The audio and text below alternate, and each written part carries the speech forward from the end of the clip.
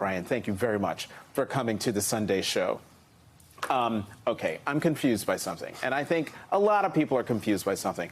What the president says is correct. Record job creation. There's 2 jobs available for every 1 person looking for work.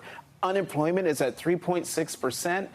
And yet you've got the Fed raising interest rates. Inflation is high. Why shouldn't people feel that the economy is in a bad way? Well, we are in a transition. We are coming out of a historically strong and historically fast recovery. And the benefits of that should not be taken lightly. As you said, the job market is extremely strong. But that means that that millions of Americans who traditionally are left out or left behind in economic recoveries are seeing the economic benefits. Fastest decline in the unemployment rate overall, but also the fastest decline for Black Americans, just as one example. At the same time, we face the global challenge of inflation.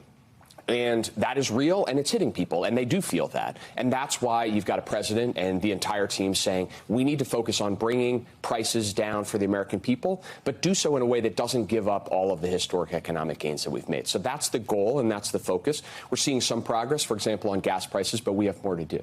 This is why, I mean, it all seems very contradictory and very confusing, because on the one hand, you do have all this great news, but I likened it the other day, what Fed Chair Jerome Powell is trying to do. He's trying to thread a needle in the middle of a hurricane. He's trying to cool down an overheated economy while also guarding against spiking in, not inflation, but a recession. People call it a soft landing. He's trying for a soft landing. Is that even possible? You can try, but is it possible? Absolutely, it's possible. And look, these are unique economic times. We've never had a global pandemic and the global economy coming back through and out of that. We've never had to do that while there's been a war in Europe and the impacts on supply and energy and food that is creating. So these are absolutely unique times, and people are feeling that uniqueness in their life. But at the same time, if we make the right policy choices, then we absolutely can bring prices down without giving up those economic gains. And that's why it's so important, as we're talking about legislation that will be considered in Congress this week that could lower the cost of prescription drugs, lower the cost of health care, lower the cost of energy. That would really help in progressing us along toward that goal, which is to get to more stable growth in a way that doesn't give up those gains and make sure that the strength of the labor market, particularly for the bottom half of the income distribution, that hasn't seen this kind of labor market strength for decades, that we are able to keep as much of that going as we can. All right, I'm going to get out of Nerdville, keep talking about all these contradictory pieces of information, including inflation being up, but also wages being up. But anyway, let's talk about the Inflation Reduction Act. Deal negotiated in secret between Senate Majority Leader Chuck Schumer and Senator Joe Manchin. Big surprise, big news, and yet we now have Senator Kyrsten Sinema of Arizona, who hasn't said officially whether she's going to vote for this legislation or not. There is reporting by NBC News that she is not happy about the carried interest loophole and some other provisions in that bill. Could that be stripped out and the deal be saved and still pass the Senate? Well, let's start with what this bill is, right? The Inflation Reduction Act is exactly what our economy needs, the prescription our economy needs right now, to the point you're making. Inflation is high, and we need to bring prices down. We need to give some relief to consumers while also helping to bring inflation down in the economy as a whole. So what this bill would do, it would reduce the cost of prescription drugs, allow Medicare for the first time to negotiate for prescription drugs, which lowers costs in Medicare, and it also lowers costs for seniors and people with chronic conditions. Lower the cost of health care for 13 million Americans, and invest prudently in energy in a way that will lower costs and help us meet our climate goals. All of those things are ready-made for the economic circumstances that we face today, and that's why the president has been very clear in saying he believes that all members of Congress should support this, Democrats and Republicans, but all Democrats should support this, and we should get this done as soon as possible.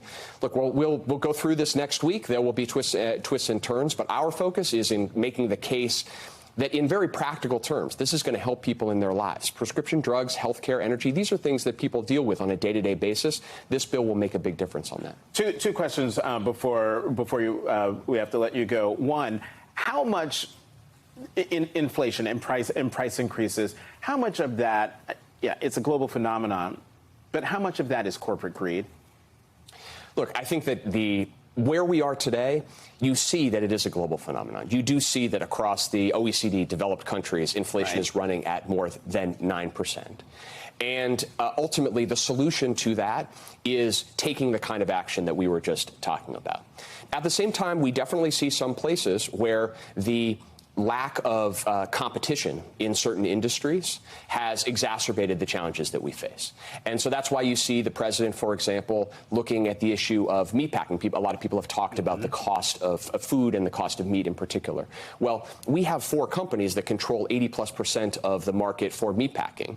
And when prices go up, that's bad for the farmers and ranchers in the country, but it's also bad for consumers. So more competition there would help. We see the same in an area like ocean shipping as well. So there are definitely places where the lack of competition in our economy is a problem. But I will tell you, that's going to be a problem even as we get through this transition. And that's going to be a focus for us even as we get through this transition as well. Finally, there's been a lot of debate over the last few days about whether we are actually in a recession. Earlier this week, USA Today put out a poll in which 50% of Americans say a recession has already arrived. So the question then is this: even if we aren't technically in a recession yet, if half the country thinks we are in a recession, isn't that the same as being in one? Well, as you said before, the technical definition of recession will be left to the economic experts at the NBER, and they will do their thing.